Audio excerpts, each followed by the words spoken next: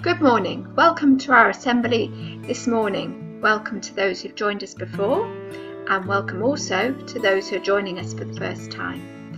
Each day we're going to have a Bible story, a song and some activities. We hope you enjoy them.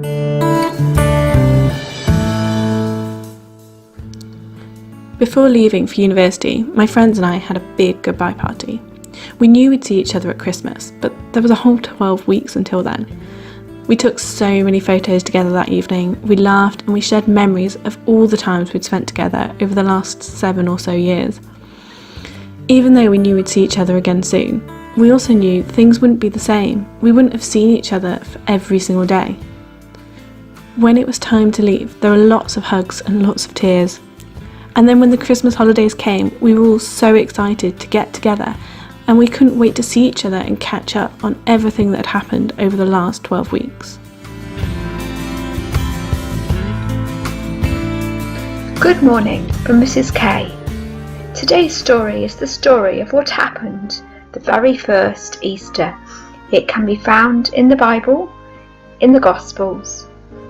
Jesus had 12 special friends who went everywhere with him and saw the miracles that he did, and they listened to his stories about God.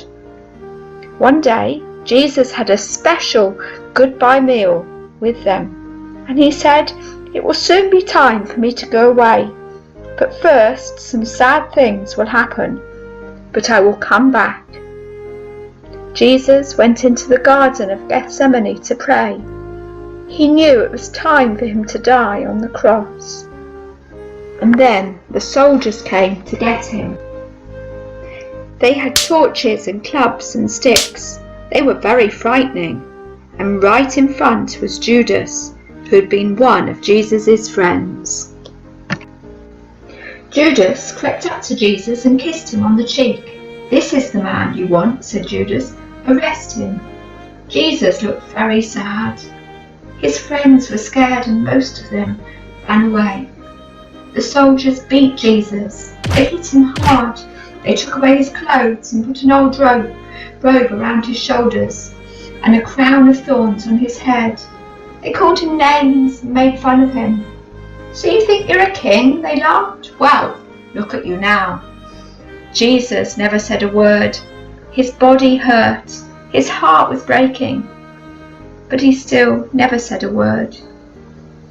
They took a cross made of heavy wood and they laid it on his back. "Move along," they shouted, and they led him through the city. Some people cried when they saw him, and others cheered. But all of them followed as he lugged that cross through the city gates and up a nearby hill. When they got to the top, they laid Jesus on the cross and nailed him to it. It hurt so much. Then they raised the cross so that everyone could see, and they left him there to die. A thief was hanging next to him, and he was afraid. Jesus talked to him and helped him to feel better. Jesus' mother was there too, standing in the crowd. So Jesus called to one of his friends, "Take care of her for me, will you, John? She's your mother now." But most of the faces in the crowd were not so kind. "You saved other people," someone laughed. "Why can't you save yourself?" Jesus knew why. It wasn't because his enemies had won.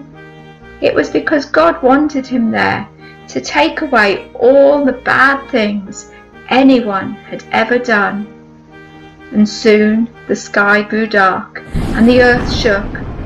It was as if God's own heart was breaking. And then it happened. "It's done," Jesus whispered. And in the sadness and the dark, he died. There was a man there, a close friend of Jesus's, called Joseph, and he wanted to show his love for Jesus.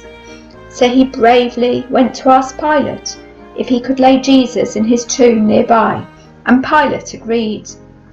Joseph and Nicodemus took the body of Jesus and gently wrapped it in linen cloths with myrrh and spices that Nicodemus had bought, as that was the burial custom of the Jews.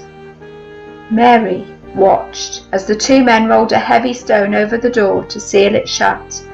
She and the other Mary would come after the Sabbath rest to wash the body of Jesus. Jesus had said he would rise from the dead on the third day, so the Pharisees begged Pilate to have the tomb guarded until then, and he agreed. Soldiers put a seal on the door and stood guard. On the third day there was a big earthquake, and Jesus rose from the dead. He'd never sinned, so death had no power over him, and whoever believes in the risen Jesus is forgiven too. Isn't that amazing? And we will hear next time more about Jesus rising from the dead on Easter Day.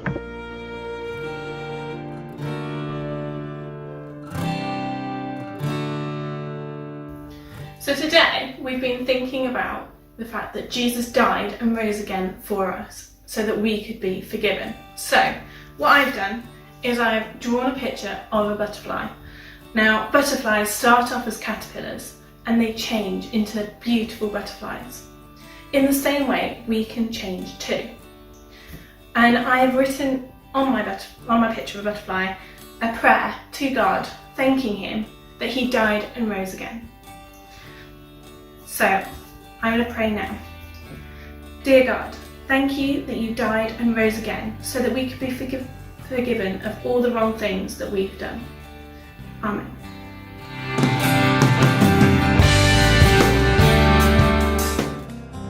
Hello again from Mrs. K. The story we had today is one of the most important stories in the Bible. Most of it seemed fairly sad, because Jesus died, and people around were fairly puzzled.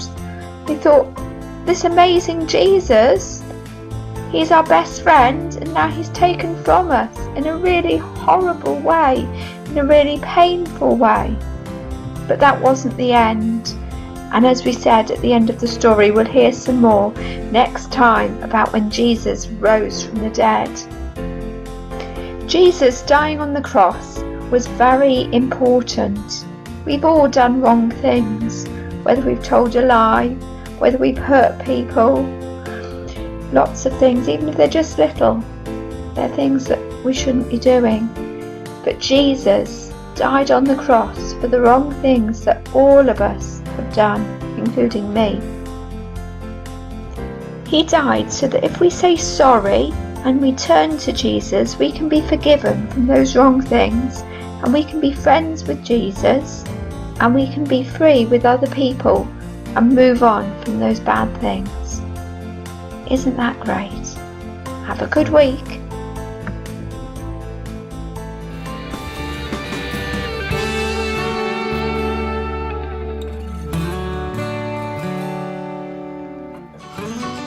Hey! Ho! Here we go. Hey! Ho! Nothing's too big, big, big for his power. Nothing's too little, little for his care. Nothing's too big, big, big for his power. Nothing's too willy, willy for his care. Here comes the elephant. Big, big, big for his power.